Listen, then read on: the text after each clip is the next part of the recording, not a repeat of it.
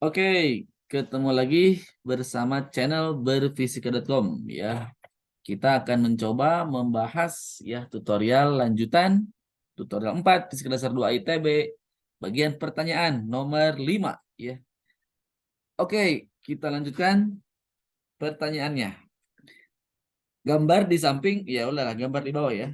Menunjukkan 3 buah susunan kawat lurus yang sangat panjang yang dialiri arus listrik sama besar berarah masuk atau keluar bidang gambar ya. Urutkan dari yang terbesar bagian A ya. Pertanyaan bagian A ya. Urutkan dari yang terbesar berdasarkan besar gaya magnet. Nah, ini besarnya berarti ditanya magnitudo ya. Pada kawat A karena kedua kawat yang lain. Jadi intinya adalah pada kawat A ya. Jadi teman-teman dicek dari kawat A-nya ya. Oke, keadaan 1 kita coba gambar ya. Keadaan ke-1. Nah, berarti ini ada dot ya, ada dotnya titik A ya.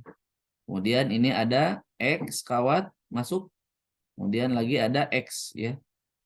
Nah, coba ini kawat 1 ini kawat 2.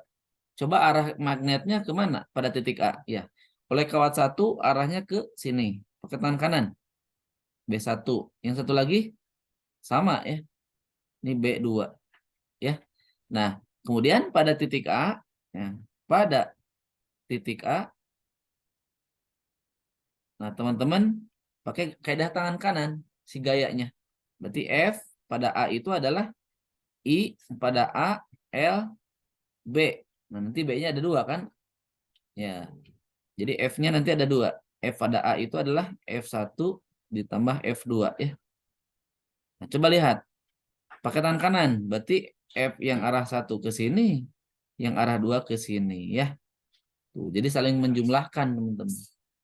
Berarti sesuai ya. F-nya F1 tambah F2 meskipun dia ke kiri. Min F1I nah, ditambah min F2J ya, dua-duanya ke kiri. Nah, tapi kalau ditanya magnitudonya atau besarnya berarti ini dijumlahkan F1 tambah F2 ya. Seperti itu ya. Itu untuk nomor keadaan 1. Ini masih nomor A ya. Coba gimana kalau keadaan kedua? Keadaan kedua. Nah, coba ini X dot X. Berarti X dot dot X di sini ya. Nah, ini misalkan ini D kecil, ini D besar. Nah, coba pada titik A-nya kan di sini. Ini titik A.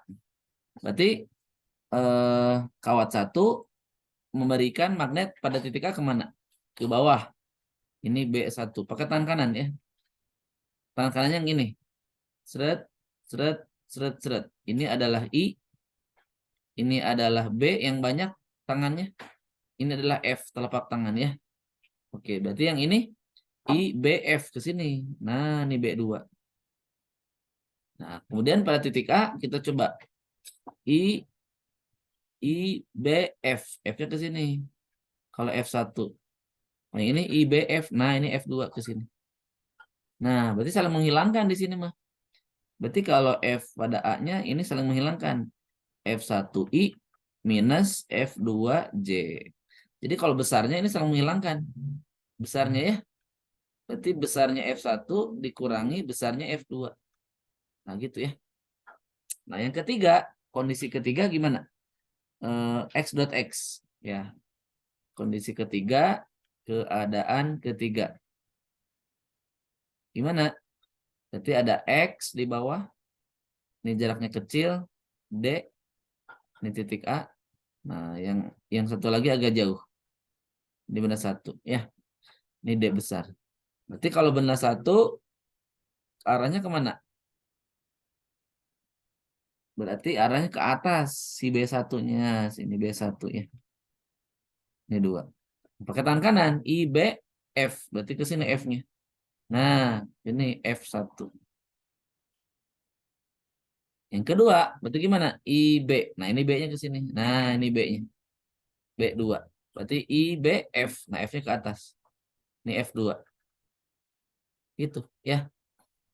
Jadi, gimana, Kak? Ininya F-nya besar resultannya ke sini. Ini resultan. F resultan. Berarti FA-nya, besar dari FA-nya itu apa? Akar dari F1 kuadrat ditambah F2 kuadrat. Gimana jadi urutannya? Nah, itu jadi untuk menjawab nomor A, jadi urutannya adalah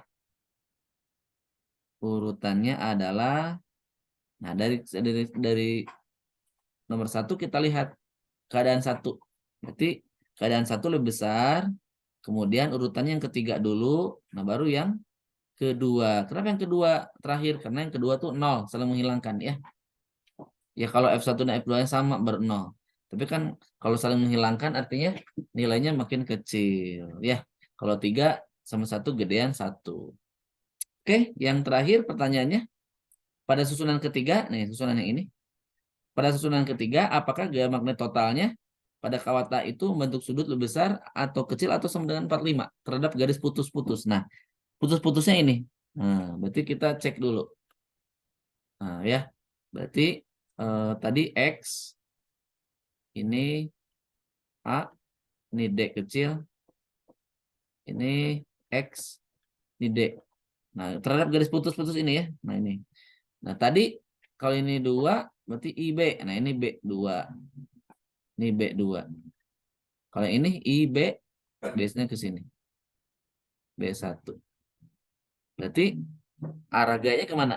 IB, F ke sini. Ini B1. Ini F1. Oh, ini IB, F. Nah, ke atas. F2. Nah, berarti resultan yang ini F resultan, tapi kita ceknya yang ini.